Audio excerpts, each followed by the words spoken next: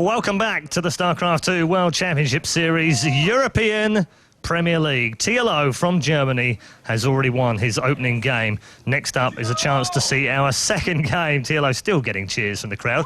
But before we do that, let's have a look at the brackets. I'm fighting against the crowd here. It's fantastic. So the brackets on your screen, as you can see, confirmed through to the winner's match is TLO. And next up will be Strelok versus MMA. The winner of that will play TLO, and the two losers will then play off in the lower bracket as well. So we've still got plenty of action of StarCraft 2 to come, which is great because it's only just begun.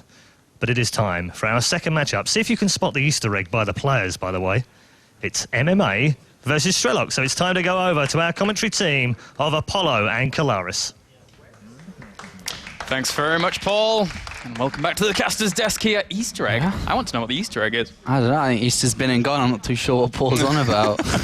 Oh, Paul, you silly, silly person. All right, so we have the map vetoes on the way here in just a second between MMA and Strelok. And this is an interesting one because Strelok, he's been on the rise as of late. Yeah, it's really funny because Strelok's been a player that has played every single month since the start of the release of Wings of Liberty and is here today. He's actually changed his look a little bit. He's shaven. He's lost a bit of weight, actually. He's looking fantastic. He's looking great. Yeah. But the other sexy guy next to him, oh my gosh, that's MMA. It is? It's MMA? Well, he vetoes Star Station to kick things off here in this map veto process. We'll see where Strelok is going to go for now. Actually, I'm under the impression that that was actually Strelok's veto, considering who he's actually talking to. And then we have Whirlwind now vetoed. So 2 maps already eliminated here. Yeah, 2 maps. Remember the 2 styles. That's when you're looking at the map vetoes, remember the styles that we're seeing here. Strelok is going to be playing the Panzer General today. Yes. He's playing with mech, compared to MMA, who will be playing with Marines, Marauders, and Medivacs, with some tanks, you know, splashed in here and there. So think about it when you look at these maps now. So the smaller the map, the tighter and more confined that the map is, the better for Strelok it is. The more open, the more wider and, you know, lots of freedom, lots of space in the middle, the better for MMA it is. Yep. 3 maps remain. And to be honest, I think Strelok likes that map pool a lot. I think so. Akalon Waste is going to help him out quite nicely. He can take control of the middle of the map, get a lot of bases in a very confined space in order to defend here against MMA. And MMA going into this, I mean, in my mind, I still feel as if, despite going through from the round of 32, he has something to prove here. He fell off the rails a little bit here. And now, coming into the round of 16, he needs to advance on. He needs to finish so highly here in the European Premier League. Otherwise, he is not living up to the name he once had. This guy, right there, Kalaris, is the son of Boxer. I don't care how good he is right now. That is the son of Boxer. Yeah. He's an Intel Extreme Masters champion. He's an MLG champion. He's a GSL champion, Kalaris. Yep. But it is true. In recent times, he is not that guy. He's a shell of his former self. That's so true. Today is his proving grounds. Is he still that guy? Is he still the, you know, that guy that we just described was arguably the best StarCraft 2 player in the you know, the summer period of 2011. Where is he now? Is he still inside? I'll have to see, man. Is he going to come out today? We're going to have to find out. There are the 3 maps as mentioned before: Akalon Waste, Daybreak, Belshir, Vestige in that order. But Strelok is, out of all 4 players, I think the underdog. Yes. But you've been casting him a lot through the qualifiers, through round of 32. You've seen his games. He's looking good. Dude, he looked phenomenal. Not only does he look phenomenal in real life now, he also looked phenomenal in-game. There he is. Look at that handsome gent. But the thing is that you're right. MMA, he has to kind of step up and has to prove himself here. But Strelok's not going to let that happen. Look at that. He's even reading. What has he got? I was actually trying to see what he's got. I'm not sure if it's a map, it's a build book. It's a translator, it's a Korean translator. I'm not too sure what that is, but he's got a book of some sort, and I'm going to have to try and find out and let you know after. But Strelok and MMA, it's, you know, a TVT, mech versus bio. It's going to be 2 different styles going up against each other. And the thing is that going into Heart of the Swarm, as you were saying before, watching him through the qualifiers, through the round of 32, Strelok has found his stride here in Heart of the Swarm. It feels more like Strelok's game. In Wings of Liberty, kind of teetering out around the kind of like mid-European pro player, not really being able to do too much. But here in Heart of the Swarm, he loves his mech. It gives him much more options. He can control good space with Widow Mines. He can mix in Hellbats to make sure it works out as well along with those siege tanks. He has so many options here in Heart of the Swarm that he has really taken to it so nicely. It really, I think that, you know, playing mech just emphasizes Strelok's strength as a StarCraft 2 player. He's not the fastest. He's 27, 28 years old, almost 28 years old, 27 years old at the moment, actually 28 in a couple of weeks. Not too far away now, but he's not the fastest player. You look at MMA and you think speed, agility, and he looks like that kind of guy with his haircut and everything. You just get it, right? You get the vibe. But Strelok is more calculated. He's very strategical. More refined. Refined, methodical. So if he's able to bring MMA down, defend well, keep the speed of MMA out of this game, and then bring it down to a strategical, positional game, that's where Strelok's been winning recently. And I think it really showed, to really back up that point, who did he play in the round of 32 in a TVT? Thorzane. Yes. The Spoon Terran. So Thorzane was already playing what Strelok likes to play against, and it resulted in a 2-0 easy win for Strelok. Yeah, Strelok looked phenomenal in that group. He really did impress a lot of people. He was one of the 4 Ukrainians representing in the WCS EU. 2 of those advanced in the form of Strelok and Dimaga, while Cass and Bly did end up falling down. So there's only 2 players left from the Ukraine. He wants to advance on. He wants to represent his country for the WCS Europe, and he wants to defeat, in essence, the invader in the form of our Korean player. That's right. I mean, if you look at these players, and more specifically Strelok now, let's have a look at Strelok. Would you, if I said, name me the top 2, 3 players of Ukraine, who would you say?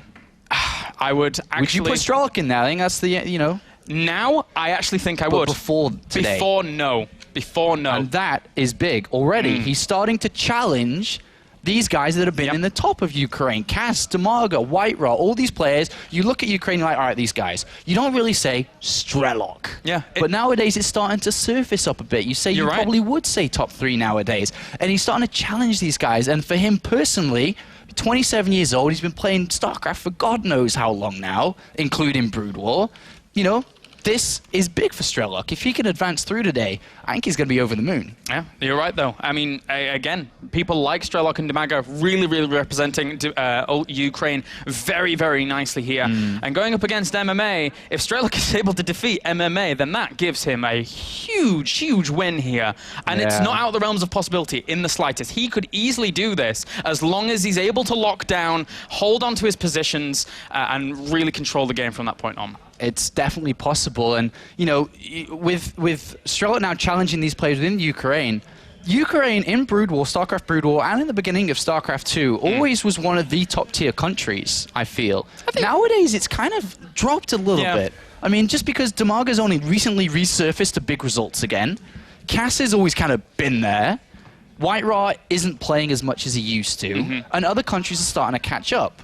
You know, you've got Sweden probably, I'd say, is #1 in Europe right now. Mini career, according to Artosis. Exactly. So this is really a time where Strelok says, remember about Ukraine, guys. We're actually really good at StarCraft, and we're going to show you today. Yeah, they need to also prove themselves here, and Strelok is going to be that mascot to kick things off in Group A in the round of 16. Countdown has begun, guys, as we have these 2 players facing off against one another for our first map, TVT, as illustrated lovely in our background between these 2 guys. So let's jump right into game number 1 for our first TVT between Strelok and MMA. Both players looking for blood, very serious, as we have spawning down to the bottom right-hand corner as our Red Terran. Ladies and gentlemen, give it up for Strelok. Look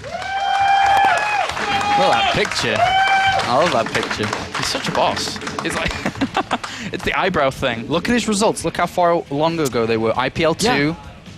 Just, it hasn't really come together for him just yet, but he's gathering the momentum here in Heart of the Swarm. And spawning up to the top left-hand corner, the son of Boxer in the blue. He goes by the name of MMA. Now look at those results. You see first place, first place, first place. Then look at the 2 dates. Yeah. 2011. What year are we in, Claris? Remind me again. We're in 2013, man. That's 2 years. That is a long time ago. And it's important to note that in the past 12 months, MMA has gained himself around $7,000 in dollars in winnings. But the 12 months prior to that, he earned 170,000. So massive, massive swing. There's ups and downs in StarCraft. I think out of anybody out there, the guy that's experienced the highest of heights and the lowest of lows is MMA. I think so, yeah. And then include the drama that's been around Slayers, around him and his team movement, and, you know, the stuff that we saw in the past. This, you know, it's a difficult, emotional position to be in. And I wonder now, is it time? Roller coasters, Kalaris, they have ups and downs. They do. Eventually, they go back up. And Strelok might be the driver of this one, depending on whether or not we see MMA able to pull it out. Strelok controlling the speed of that roller coaster. He, though, sitting around at a 55% win ratio in terms of TVT, whilst MMA sitting around at a 58% win ratio in TVT. So very, very close indeed. Since Heart of the Swarm launched, Strelok still sitting around 26 wins and 21 losses maps. So it's hit and miss for him, but with his mech style going up against MMA, we're going to see a huge contrast. So these two builds that we've opened up with, actually, I don't want to skip anything at this level of StarCraft to ever cover everything. What we saw from Strelok, I'm pretty sure I think it was a 13 gas, 12 barracks, 13 gas. Didn't stop SCV production, didn't rush down for the fastest possible gas to get the Reaper, the most efficient fastest gas that is, compared to MMA, who took a much later gas. His was down at about 15, 16 supply. He will be adding on the reactor and then expanding faster because he took a later, earlier gas, which means he mined more minerals. And he'll throw it into a command center and very shortly a factory. On the other hand, though, look what's first. It's the factory down here by Strelok, and then the reactor. He's got faster tech because he had the earlier gas, and he's going to be the aggressor in this game straight away just by looking at the builds. Yeah, that's something that Strelok loves to get into. If he wants to go mech, why as well not go exactly super fast into it? But hello, MMA already going for his command center, and a little bit of a poke out by Strelok into the middle of the map. Yeah, Strelok's looking. So when a player opens up with a late gas, they get 2 Marines in the reactor. 1 SCV and 2 Marines beats that. And there's a small little window where he could do something, but he goes up and sees that the defensive position's on the high ground. So if it's on the high ground, those 2 Marines and SCVs don't beat 2 Marines. If it was on the low ground where there wasn't a high ground advantage, then that's what Strelok was looking to see if he could get in there. But because of where MMA was positioned, no go. Very, very good here. Strelok grabbing himself his command center on the low ground. Gives him a slight edge against MMA if he's kind of stifled a little bit, if he wants to fly that down at a later time. And we'll see when he wants to take that. And just setting himself up a nice defensive posture here while sending those Hellions out into the middle of the map to start controlling things a little bit.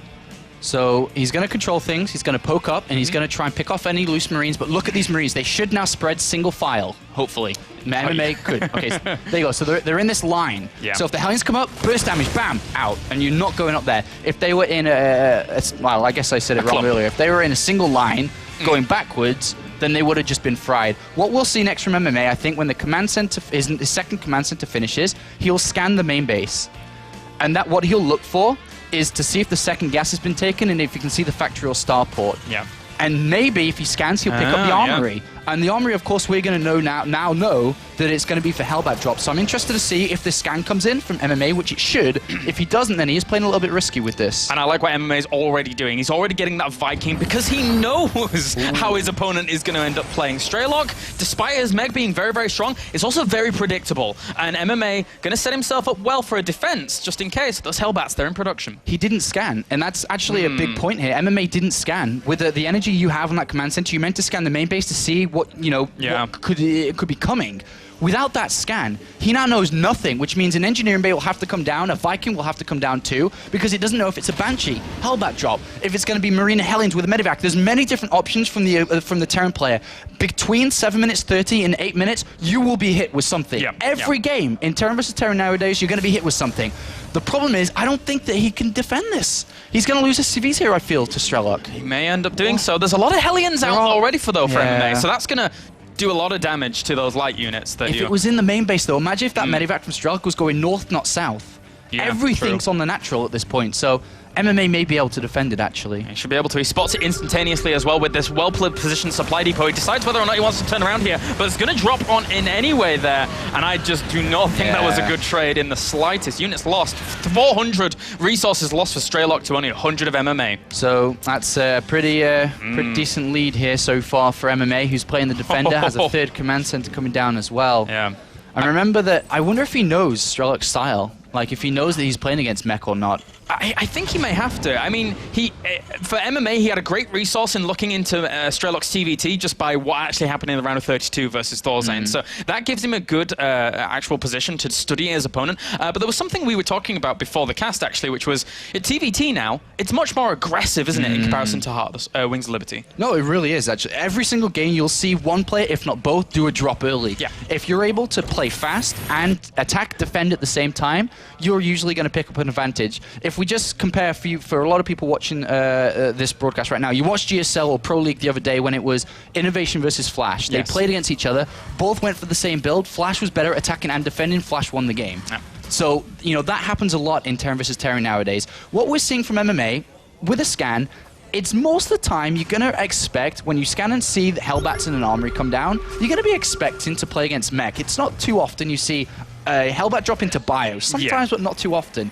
And because of that, he's got double engineering bay down really early. He's got later production. If you look at his build, was barracks, factory starport, command center, double engineering bay, barracks. Yeah. That's really late for production because he knows he's playing against mech. That's why do you need to build lots of units if you're playing against a player who never attacks if they're playing mech? No, you're right. Don't. You can read into it really, really nicely. Strelok is already setting himself up missile turrets because he also knows that, well, his opponent's playing bio. He knows he's going to try to be dropped on several locations. And setting up the defensive perimeter up for Strelok is absolutely pivotal here if he's to actually deal with the aggression of MMA. Strelok wants to move out with his 2 medivacs, but he also doesn't want to move out until tanks are ready. When tanks are ready, you don't need to be afraid of anything anymore, because if they move out and there weren't tanks ready, he actually could take damage if MMA was to attack, if he didn't know exactly what was going on here. So he should be moving out with those 2 medivacs anytime now, and of course both players will be looking for these medivacs. They have spotters in the north and the south. Good positioning, very, very well done. And with that time production, +1 weapons is going to finish up in just a little bit here for Strelok. So he's gathering a little bit of momentum, but he only has 1 armory down right now. Technically will fall behind a little bit in terms of those upgrades, but it's a weird dynamic between bio and mech and how it actually works out. Armor upgrades actually is very, very important on mech now that I think about it, so it's going to be a little bit later. Yeah, I mean, there's a couple of ways to play with this. Is we can actually see the auto... high-sec auto-tracking. High-sec auto-tracking coming in for the turrets, of course, to deal with the drops. The thing is, when you look at armor upgrades and attack upgrades, because of Hellbats compared to old mech, is that Hellbats automatically have a higher hit points than Hellions. So it's not too important to focus on armor nowadays. If you focus on attack and have lots of Hellbats, you already have lots of armor through having these Hellbats. It's true, they tank a lot of damage here, as a little bit of a Widowmine engagement in the middle of the map did occur. That was fun. But still, tons of those Hellbats in production. These Widowmines are set up pretty nicely here for Strelok, actually. It's a really nice spot to actually control. If he moves it even closer to the ledge, it gives him great vision, it gives him great presence in that middle position. But adding on more factories at this point is Strelok. 141 supply to 137. MMA was slightly supplied luck there, getting 5 supply depots on the way, so really wants to get out of that. So right now, this is kind of it is going to be a slow game. It's Strelok playing mech. Yeah. Strelok isn't really going to move out for a big push until he's 200 supply 4 bases. Like, that's not how it's going to work. Surprisingly, MMA isn't getting 2-2. He's only got +2 armor. He's not getting +2 attack, which is a bit of a mistake. He can't break this. He's just moving around, showing dominance. Kind of puffing his feathers a little bit here. Yeah. As Strelok sees, Strelok isn't going to move down into that, so... It's a good point that you make, but oh, look at this. Actually, Strelok has put some Hellbats in his medivacs so that he can drop them on top of his opponent's tanks when it comes along. This is something that Strelok loves to do in this matchup right now, and it works really well against Biotank, actually. And it looks like he's actually just going to go for it already. And he is actually going to drop these right next to these siege tanks. That actually seals the gap very, very nicely there. All the siege tanks actually melt. That's a lot of Hellbats left over. The bio can technically kite the Hellbats very, very well, though. So Strelok will have to pull back for now. Yeah, I mean, what we saw Strelok do, as you said, is eliminates the one weakness of Hellbats, is their speed. Yes. They're very slow, so if you put them in medivacs and then drop them right in front of the tanks, they don't have to sit and take, multiple shots anymore. You're right. So it is a nice little technique there. It's the perfect synergy with, especially the boost now that medivacs have. Even it would have been great synergy before in Wings of Liberty, but now in Heart of the Swarm, the fact that they can close that distance so quickly is great. MMA with the ambitious sensor tower, to say the least. Yeah, I guess he was trying to set up this contain and then just kind of let it build. At this point of the game, if Strelok will take a 4th, MMA needs to decide, how do I slow down this fourth, or how do I slow down Strelok? Do I try and break this fourth and drop it? Or not really break the fourth, because you can never break a mech play. Do I drop the fourth, try to siege from the high ground? Do I try and swing around Medivacs into the main base while Strelok's occupied on the low ground here? It's tough. He's going to try and go for a drop into the natural, but there are missile turrets there, so he should be able to deny it. Again, remember, high-sec auto-tracking is in place, so those missile turrets are a little bit more effective than they normally would be. Strelok with a good defense thus far, and he still has those Hellbats in those medevacs. Once an engagement comes, it's 121 supply to the 115 in terms of the army. Incredibly equal game, guys. Like, really, really close. MMA was looking to drop the fourth there. It wasn't down yet. It looks like we may have a drop on the third. I'm not too sure. I see something flashing. A Hellions made his way through. Somehow there. But so far, Strelok's starting to... Well, he's at 200 supply now, right? Yep. So this is when mech starts to move out. He doesn't have the best upgrades, though. I think he's just got +2? I think so, yeah plus just two +2. No armor just yet here. He's adding on extra factories as well as siege tanks, and this is getting a little bit out of position right now. He's actually just going to go for the engagement. And Strelok isn't actually sieged up at this point, so he's going to lose a lot of those siege tanks. He tries to siege up midway through the fight, but the flank comes on in as well. The Hellbats, because he was coming in from both sides, he wasn't able to micro against it, and they get off more damage than I was expecting. Look at Strelok picking this army fight up there. Takes a fourth base behind it. Really nice move from Strelok. MMA down 30 supply. Yeah, he retained a lot of his army during that 102 army supply to 83. That being said, though, MMA can replenish that very, very quickly on the 4 bases he now has set up. He's getting a lot out along with those 2 siege tanks. Strelok could win this right here. Like, if he drops and starts to siege and get towards that 4th base. Oh, he's going to close the gap, and indeed he does. Those Hellbats drop on this army. He has to pull back, though. That's a lot of firepower from those Marauders as well as siege tanks. But still, this position that Strelok's in now, if he reinforces, that is hard to break out of. Depending on which way Strelok wants to take this, to the 3rd or to the 4th, I think the 4th's better here. Start to unsiege and crawl around to the 4th base. Remember, the strengths of Strelok. If he sets up positions, submissions, then he's in a good shape.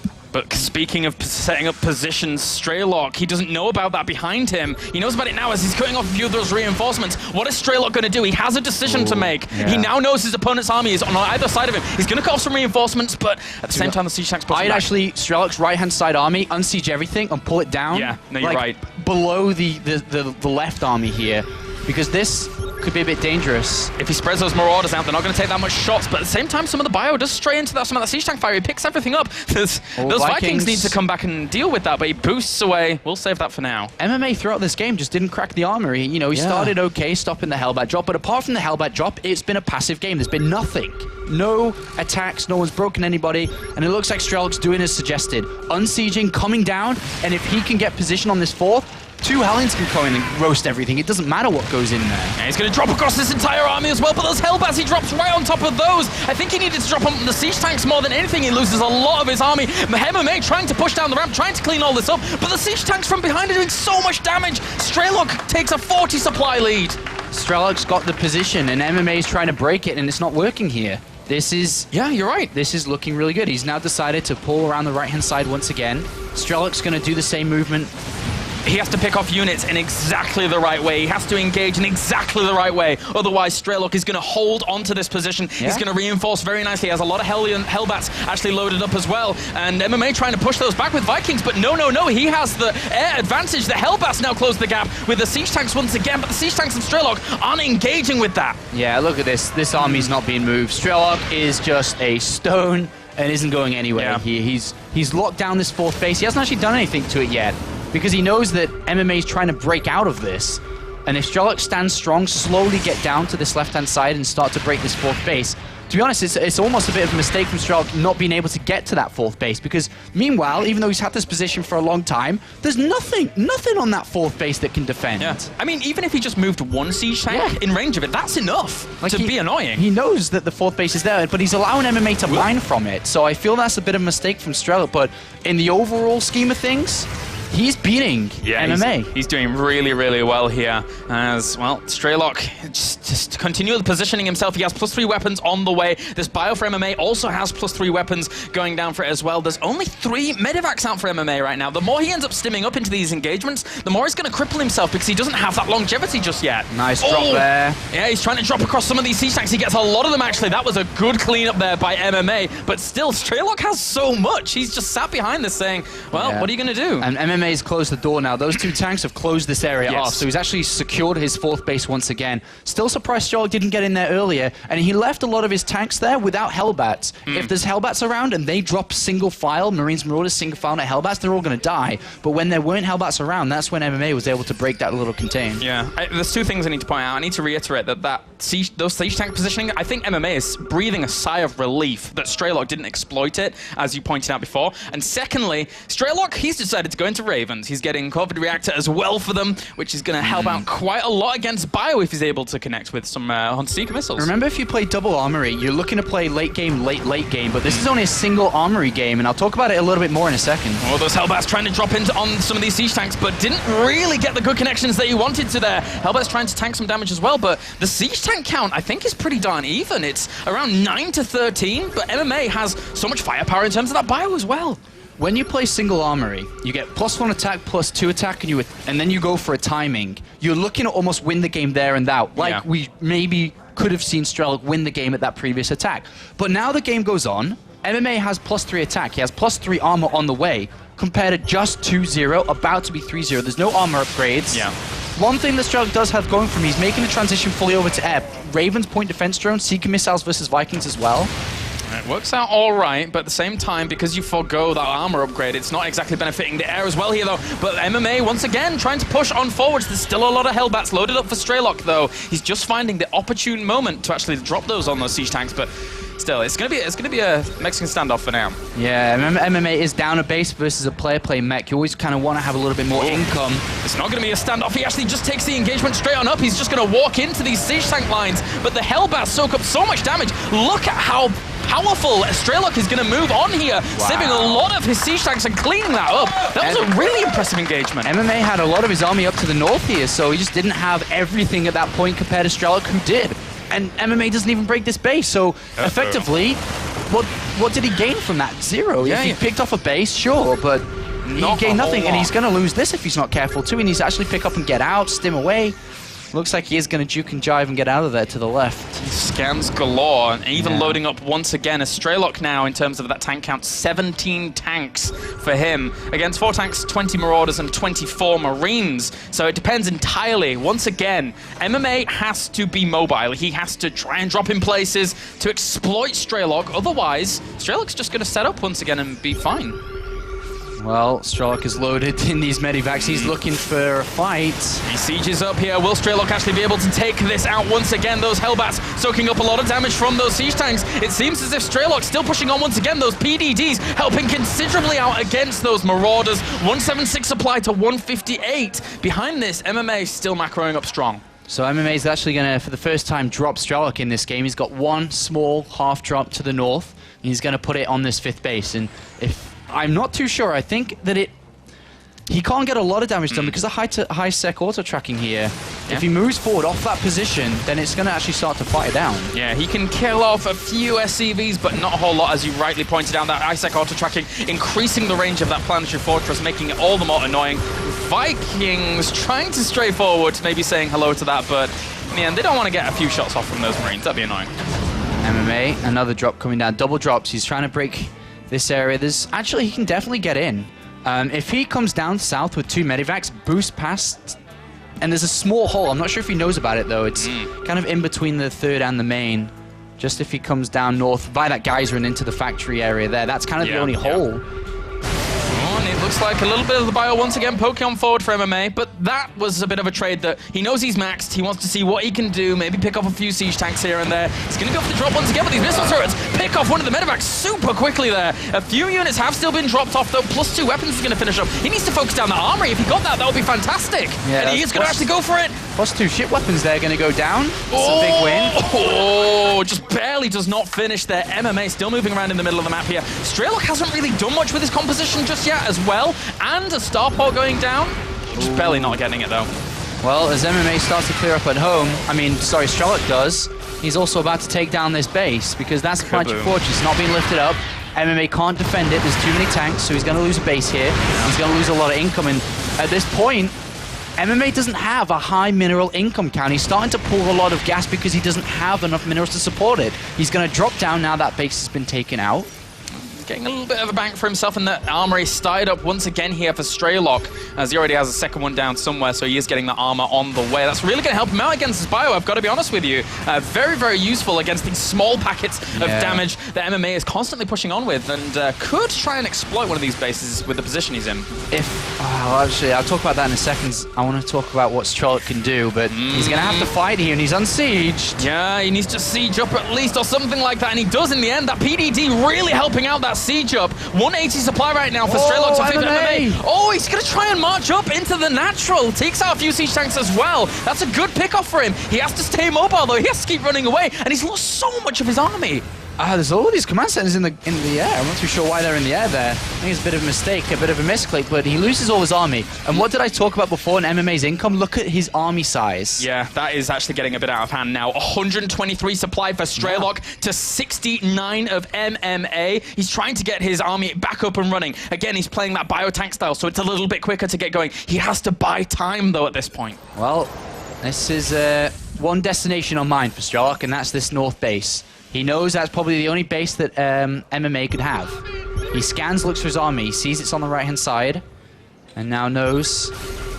Likewise, scan coming down here for MMA again by Strelok, just trying to find each other. I hope he's clicked that this base is up there, because if he goes there, siege is up, then that's almost checkmate. There's no money left for MMA.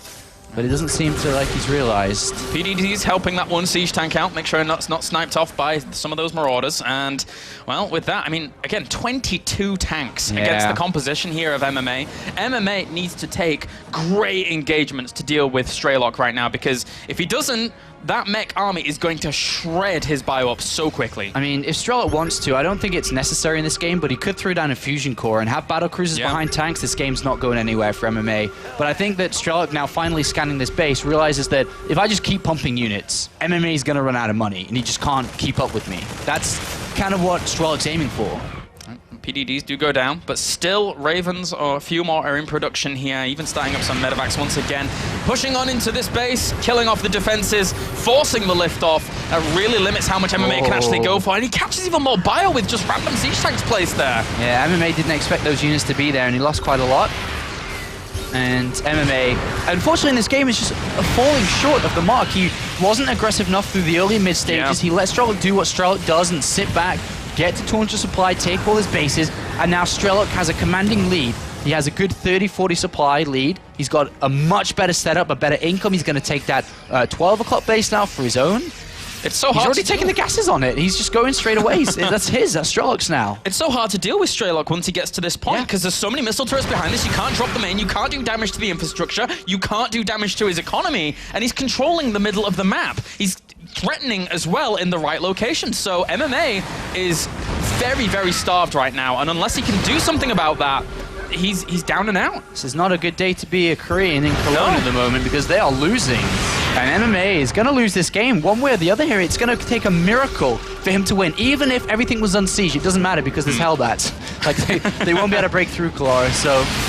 Europe looking to hold here against the Koreans as well. A few siege tanks do get cleaned up. MMA putting on some pressure up to the north. That's a good move for him. He needs to do this. He needs to do damage to Strelok and deny his bases as well. But Strelok's army is looking more and more formidable, because those Ravens are really complementing it. Yeah, a couple of points to defend drones. Those four Marauders can't do anything. A good siege up here by Strelok, looking to catch this army. MMA knows it's there. Doesn't want to fight. He can't fight. He needs to look for an advantageous fight, and this isn't one. He's backing himself into a corner here. The Hellbats get dropped on the siege tanks once again, bringing those numbers down. MMA's bio sitting behind all of this. He holds at this position, but still in terms of that army supply, 131 in favor of Strelok against 112. MMA does manage to pick off that base, though, keeping Strelok down a little bit, and it looks like MMA's found another base down to the bottom left. But look at the income now. Strelok, 1,400 minerals income to MMA's 140. 10 times the income for our Ukrainian player against the Korean.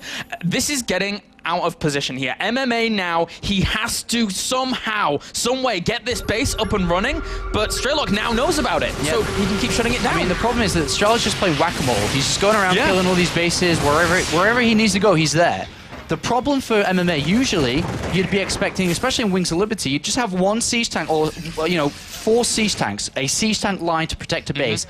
In this game, no, you just drop Hellbats on them and the siege tanks die. So it's very difficult for MMA to set up a static defense line to hold these bases.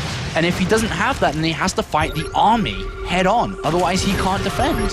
And every time they do fight head on, Strelok comes out in the lead. And looks like we might have another engagement once again. Strelok says, no, this land is mine. As one auto turret goes down, buying him a little bit of time to get that siege up. Hellbats as well drop down onto this bio army. They're trying to stim back, trying to catch 195 supply against 122 though. A lot of the siege tanks go down so fast here of MMA even. Again, that huge supply advantage. The bio has to run away. It can't take the engagement, Apollo. Yeah, this is Strelok's going to claim this base, and then after, I don't see MMA staying in this game very much longer. He's got no money. Strelok scans and says, is that all you got? And, you know, Strelok's got 186 supply, Claris. Yeah. A small counterattack. MMA's desperately looking for something, and Strelok's already there defending.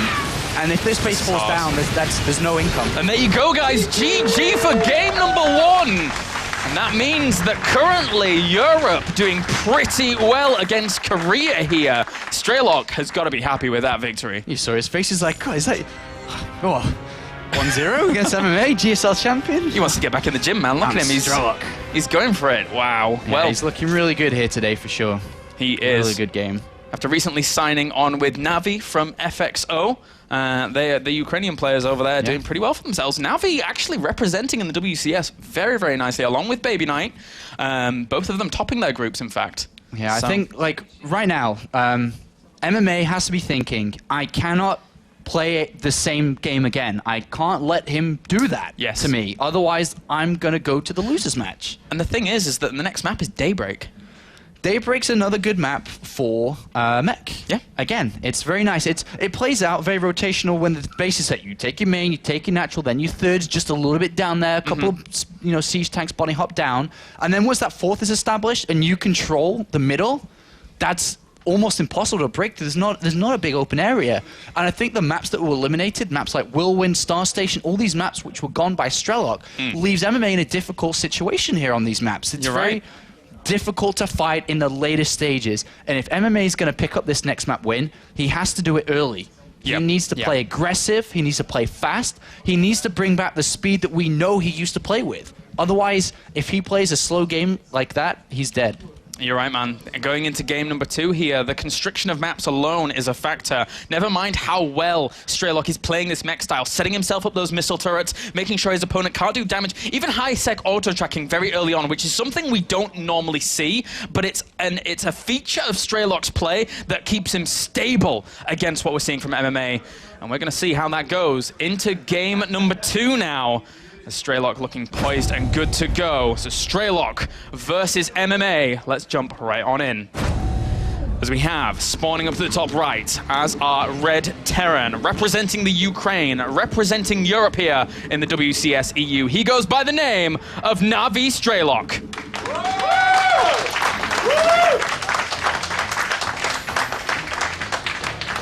And spawning down in the bottom left as our Blue Terran. Currently 1 game down, representing Korea. Give it up for MMA. I'm going to repeat myself again. If Strelok's able to pull off the same style and, you know, just restrict his opponent from expanding, keep his economy low, take these bases one by one, he'll win the game. He'll win the series. And then we're going to see MMA versus 4GG in the losers match and having one of the Koreans knocked out already. This is a big day for Strelok. It really is. And the thing is that going into this, nobody wants to actually lose this series and have to face off against 4GG, considering his record in TVT. That's a scary thing to do. So MMA, he's going to try and get that going. We have a quick gas there for Strelok. If MMA takes no gas, this game could be over. We have a quick gas down by Strelok. So we talked about how early Strelok got his gas previously, and that gas is down on 14 by MMA. That's a conservative gas. Yes. 13 is like, I'm going to try and be the aggressor. Like we saw the armory, the Hellbat drops come in. This game 14 is like, you know, I probably won't be super aggressive, but maybe I'll set up a nice defense again and then look to be aggressive afterwards. But Strelok, with a gas first, will have such an incredibly fast timed factory. And starport straight after. Marine Hellion drop. And the thing is that if Strelok plays exactly the same style, to a T, that he did in game number 1.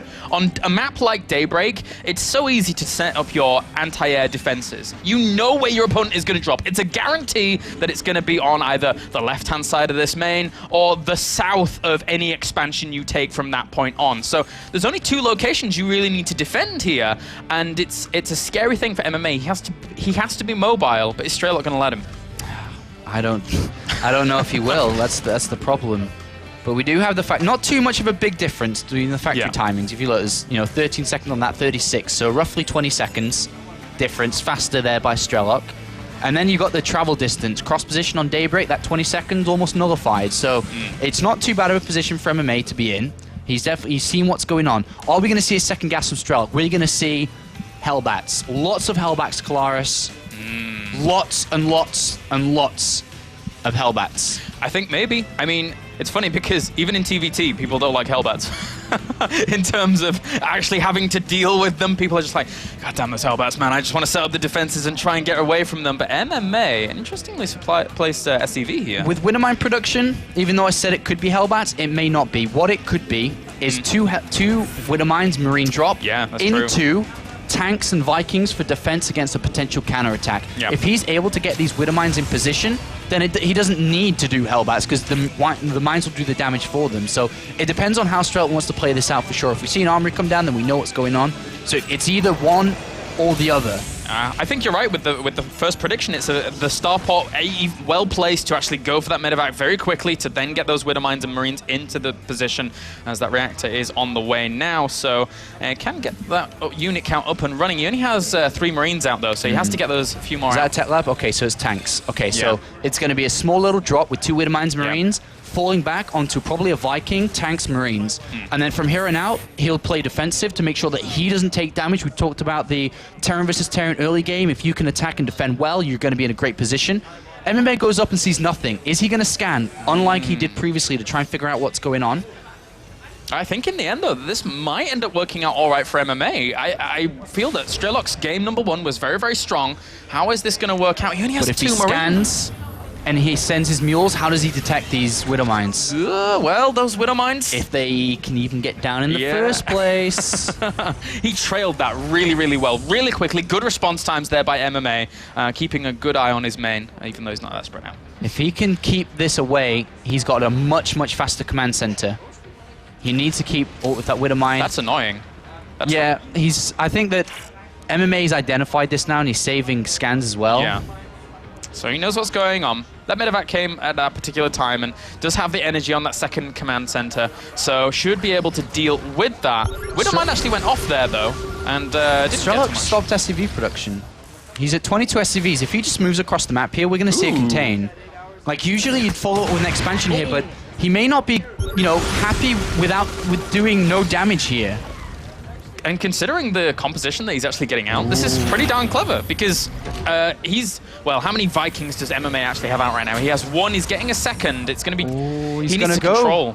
Yeah. He has to expand. He can't surely push. Okay, there's the expansion coming down. I think it's way too much to dedicate for that. There's already a factory down with a tech lab. If 1 tank comes out, he could be in trouble. He is just going to sit back and well, he will move out, put a bit of pressure on, see that there's a tank there, be like, all right, I can't do anything, and then fall back. But with those Hellions, if they go counterattack as this comes in... Yeah, that's annoying. That is going to put a thorn in Strelok's side here. Those Vikings, they spot exactly what's going on. They take an initial volley. That is annoying there for him. He's actually going to pick up and head straight into the main with some of these Marines. Strelok trying to draw MMA thin. Will get a little bit of damage himself. The Viking comes back to try and clean up the medevac. And, well, that was a few more SCV kills, as well as denial in terms of income. And he's supply blocked him. Yeah, nice little move there by Strelok, well expanding. He needs to do something, right? Yeah. Because we talked about how early MMA's command center is. He'll have a much better income. They'll be able to fuel his mid-game, but this is slowing him down. He's even got a tank out of position here. Another volley and it's going to go down. Oh, but so is Strelok's in the end. Does end up dying in there, and he tries to repair it as well. Another supply depot's going to die. He doesn't have any more supply depots in production. He needs to kind of get that going a little bit. Yeah, MMA has no money because he hasn't been mining. SCVs have been going back and forth to the main, to the natural. If he was able to get that reactor, that'd be really nice. I mean, but it's not going to burn down unless for some reason MMA allows it to. But just, yeah, he's bringing an SCV back now to repair that. So that's pretty important there for MMA. Reactors take so long to build. MMA still in supply lead, though. But I'd say, let's have a look at the SCV count. It's 29 for MMA, 24 for Strelok. I think that Strelok was not so much focused on, he just clearly wasn't focused on SCV production that much, because he was at 22 when I mentioned that he was moving out, and he's only at 25 now, built 3 SCVs in 5 minutes, or not 5 minutes, but you know, a good 3-4 minutes.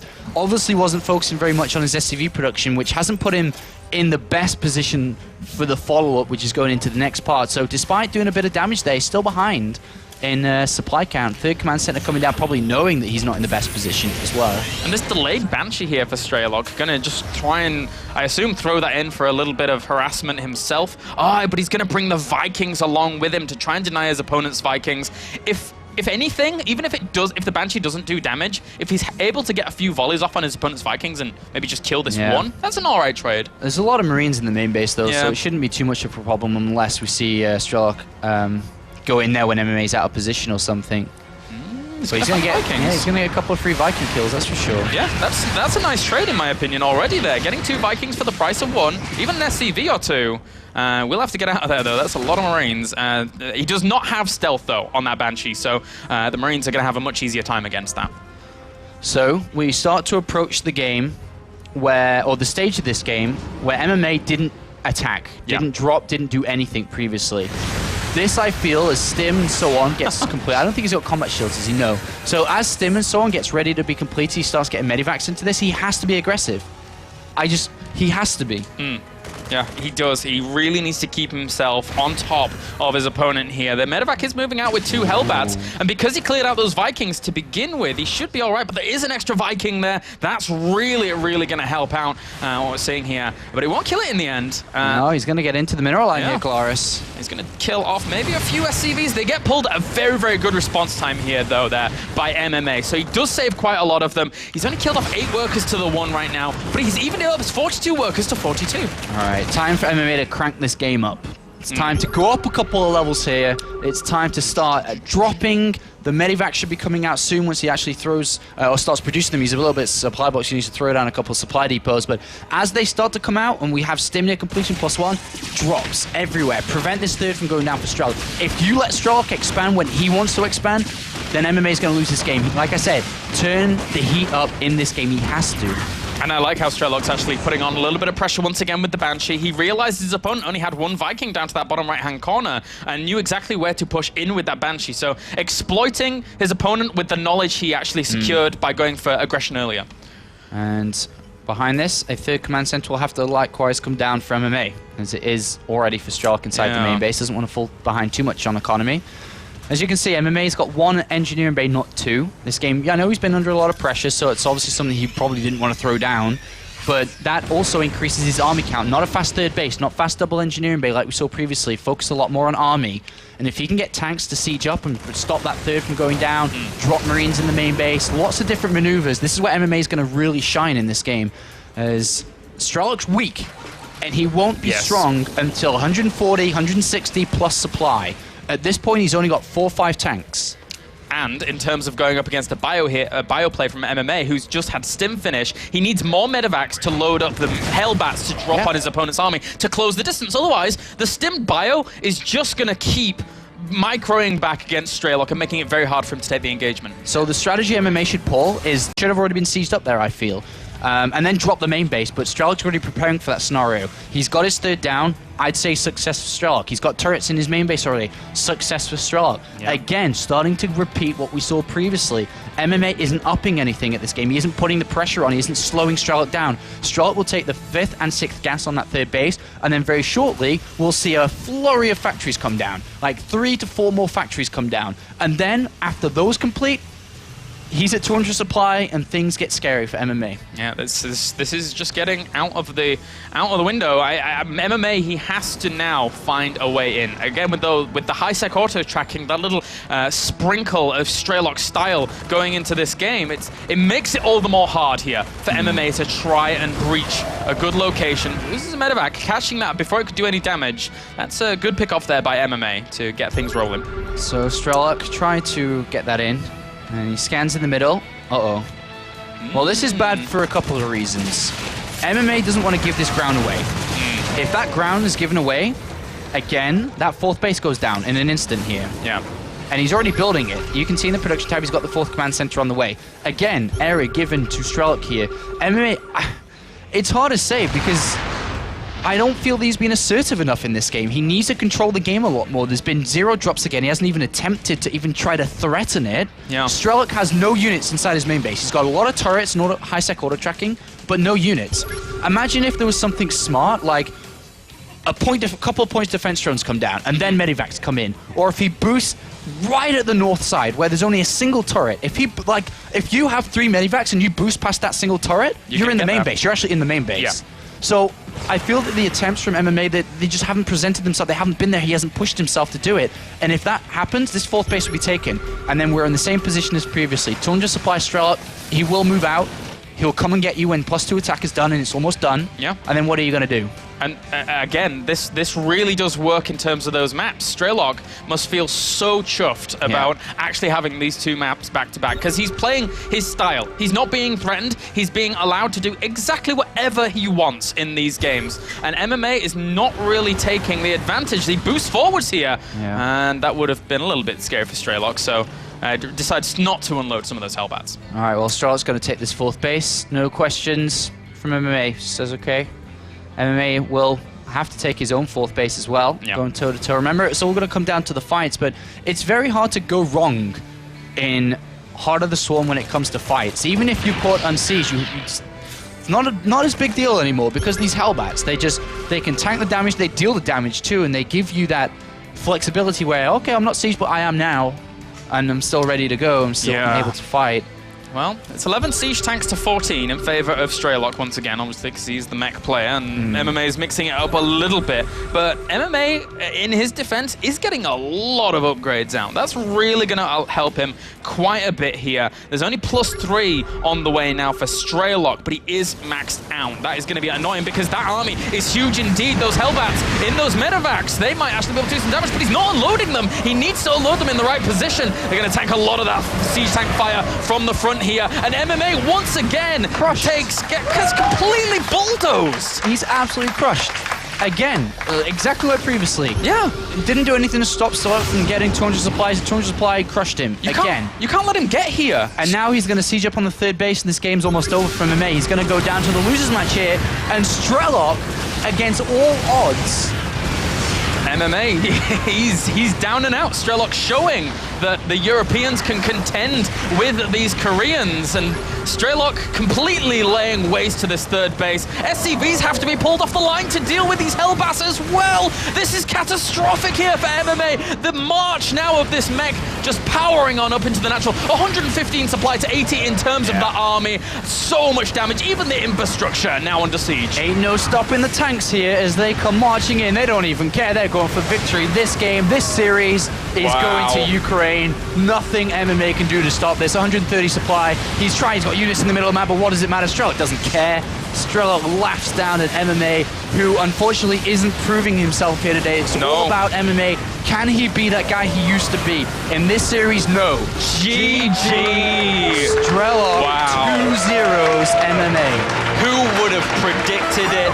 Strelok, the European here, both Europeans proving that Europe is not for the taking here by the Koreans being represented. The foreigners move on to that upper bracket final, and now the Koreans have to face off against one another to eliminate themselves. TLO goes up against Strelok, and 4GG must fight versus MMA. Oh, God. And MMA's put himself in a very, very difficult position here today. You're right. Very difficult. He didn't live up to, who he was meant to be in that game, unfortunately. No. Looking at the game, I understand there's a lot of aggression in the early stages. There was up to 5 minutes of time supply capped in that game. Yes. When you play StarCraft, 5 minutes is a long time. A long time. Strelok was the better man here.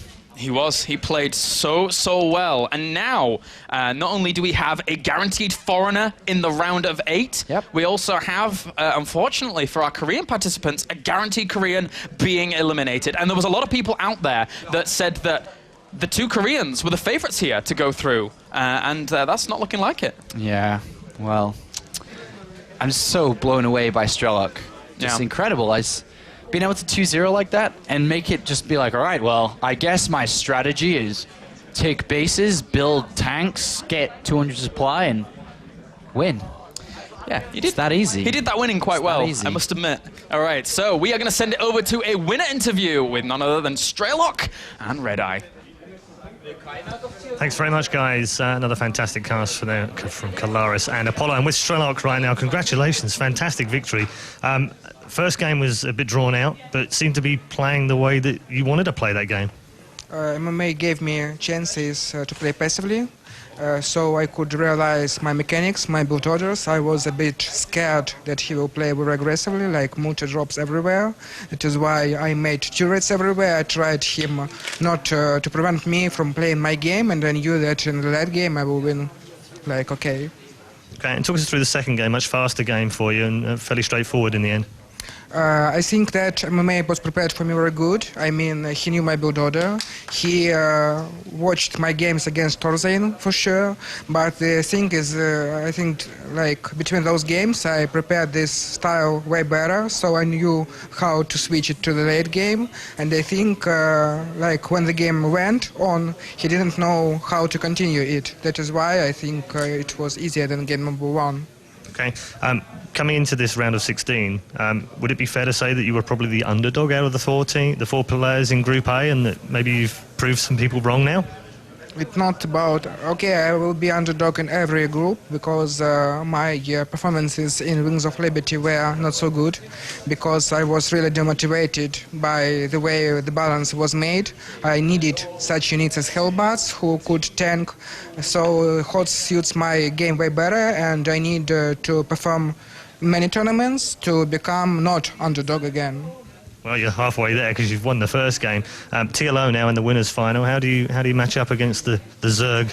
Mostly I prepared Terran against Terran because I knew that even if I lose against TLO, I can still win just by winning Terran. So I think TLO has huge advantage over me because he prepared only one matchup, but I'll fight.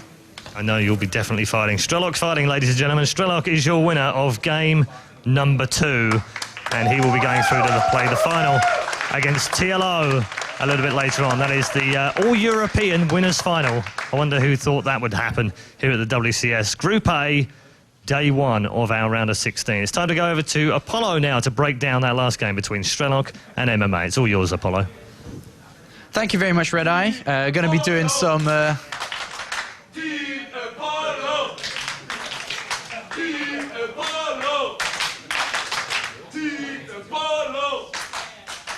Is that me? Yeah, that's me. That's me. That's me. That's me. Oh, wait, no.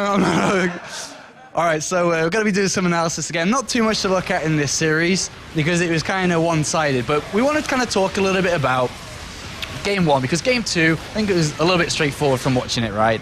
Over here, though, this is a really solid position that almost gave Strelok an advantage. He got a 200 supply, he moved out, and then just took this area and was like, this is my area, this is my ground, and I'm going to control everything from here on out.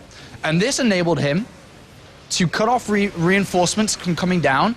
All this time, MMA is trying to break this area. And even Strelok's fighting back against MMA, who's trying to break an area, and he's always fighting cost inefficiently. If you're fighting cost inefficiently against Mech, who is expanding, got a 4th base down, he's got a 5th base, he's going to be taking the entire of the map. From here on out, this just set up such an amazing position. Look at the army forces. I don't know if you can actually see from there, but it's got 4,300 to 2,600 in gas, compared to just 2,700 and only 1,000. These supply counts in favor of Strelok. From here on out, I mean, if we fast forward through the game, what ends up happening is eventually MMA breaks this when this leaves.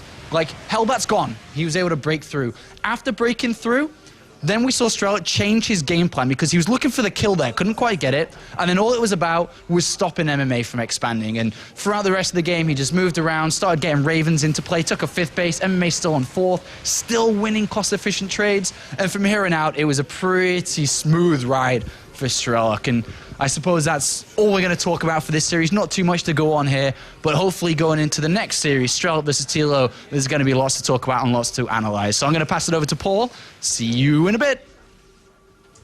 Thank you very much, Apollo, once more with the analysis breakdown for that previous game. We'll see more of him from the commentary booth and the analysis desk. But now it's time to catch up on social media with the Hubner. And I know that the German people are enjoying the fact that I pronounce your name correctly. I don't mind. Okay, good. Tweets first of all. What's occurring on Twitter? Well, lots of people are just talking about how Strelok is the new goodie, how he is the new Panzer General, because he played Mac those games, and everyone's loving it. Yeah. Somewhere out there, Artosis is stirring, doing something amazing, because he can't believe what he's just seen. I agree. Okay, and in terms of, there's also the live thread on Team Liquid. Do you want to talk about that? Yeah, well, everyone should be joining that. Everyone, of course, there also is talking about Strelok. It's a reoccurring theme here on Twitter and on Team Liquid. So everyone should definitely join that, and also join the discussion on Reddit. Should be lots of cool stuff going on. Okay, thank you very much. Just a reminder for you, twitter.com/StarCraft, your official StarCraft account on Twitter.